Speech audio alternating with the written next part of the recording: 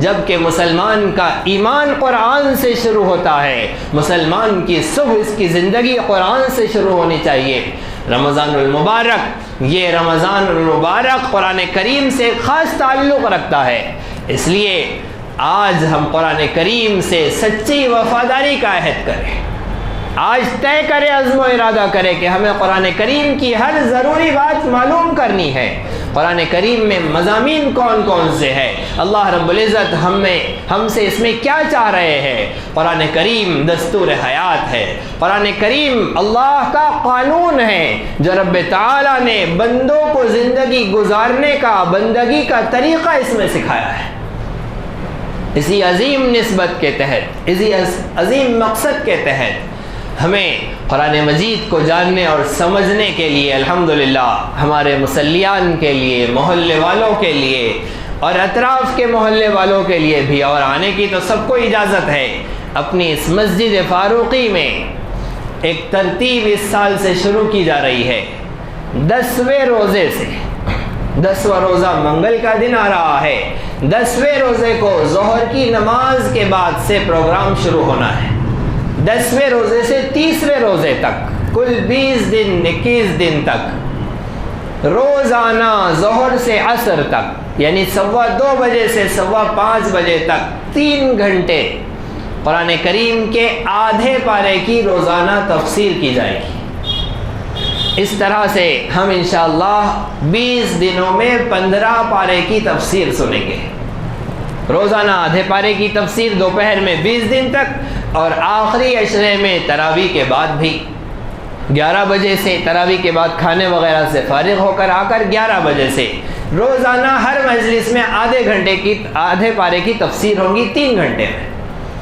تو آپ حضرات سے درخواست ہے کہ خصوصیت کے ساتھ قرآن کریم کے احکامات کو، اس کے مضامین کو، اس کی تفصیلات کو، اس کی باریکیوں کو، اس کی نزاکتوں کو جاننے کے لیے، سمجھنے کے لیے، اس کا علم حاصل کرنے کے لیے، اپنے ایمان کو بڑھانے کے لیے، عام طور پہ سمجھا جاتا ہے کہ درس قرآن کی محفل معلومات بڑھانے کی مجلس ہے۔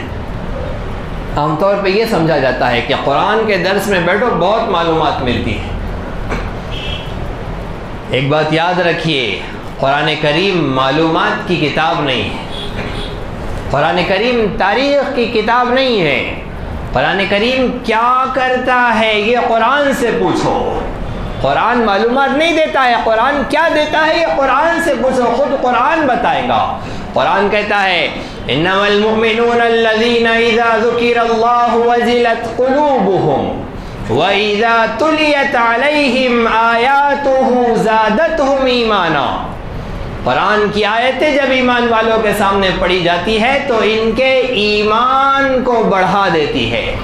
قرآن ایمان کی ابتدا ہے، قرآن ایمان کی بنیاد ہے، قرآن کے بغیر ایمان کا تصور و وجود نہیں ہے۔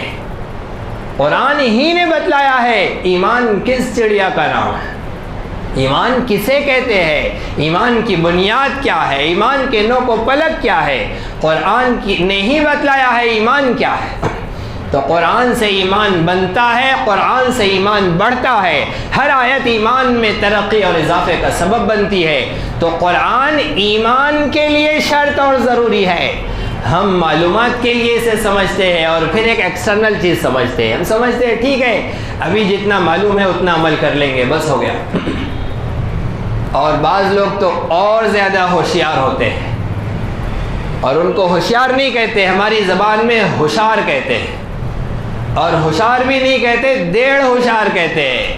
وہ کہتے ہیں کہ بھائی معلوم ہو گیا تو عمل کرنا پڑے گا، معلوم ہو گیا تو عمل کرنا پڑے گا۔ کائے کے لیے معلوم کرنا، پتہ بھی نہ کرو تاکہ عمل بھی نہ کرنا پڑے، جتنا معلوم ہے بس اتنا عمل۔ ایک اور شیطان نے انہیں غلط فہمی دے رکھی ہے کہ جو معلوم ہو گیا اگر عمل نہیں کرے تو پوچھ ہونے والی ہے، پکڑ ہونے والی ہے۔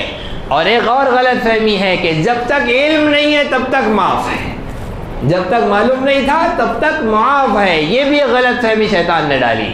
حقیقت سن لیجئے، ہر قانون کی کتاب میں سر ورق سب سے پہلا قانون لکھا ہوا ہوتا ہے کہ قانون کا نہ جاننا سب سے بڑا قانونی جرم ہے۔ قانون کا نہ جاننا سب سے بڑا قانونی جرم ہے. ہم گاڑی لے کر نکل جائیں, ریڈ لائٹ لگا ہوا ہے سگنل کا, نکل گئے گاڑی لے کر, پولیس نے روک دیا, پوچھا کیا بات ہے بھائی, کیوں روکا ہمیں, آپ نے سگنل توڑ کر آگے نکل گئے ہیں, کیوں ایسا کیا؟ ہم کہے کہ کیا مطلب ہے سگنل توڑنے کا؟ اس نے کہا کہ ریڈ لائٹ ہو تو گاڑی روک دینا چاہیے. ہم کہے اچھا مجھے پتا نہیں تھا, آپ نے تو ہمیں آ کر بتایا نہیں تھا, ہمیں معلوم نہیں تھا. پولیس والا چھوڑ دے گا, ہاں جائیے جائیے, آپ کو پتا نہیں تھا, جب تک معلوم نہیں ہے تب تک معاف. ایسا نہیں ہوتا ہے. وہ کہے گا کہ آپ گاڑی پر بیٹھے ہیں سڑک پر چلانے کے لیے تو آپ کو قانون معلوم ہونا چاہیے. آپ ہندوستان میں چل رہے ہیں تو آپ کو لیفٹ سائڈ کی سڑک سے چلنا ہے, آپ عرب میں چل رہے ہیں تو آپ کو رائٹ سائڈ کی سڑک سے چلنا ہے.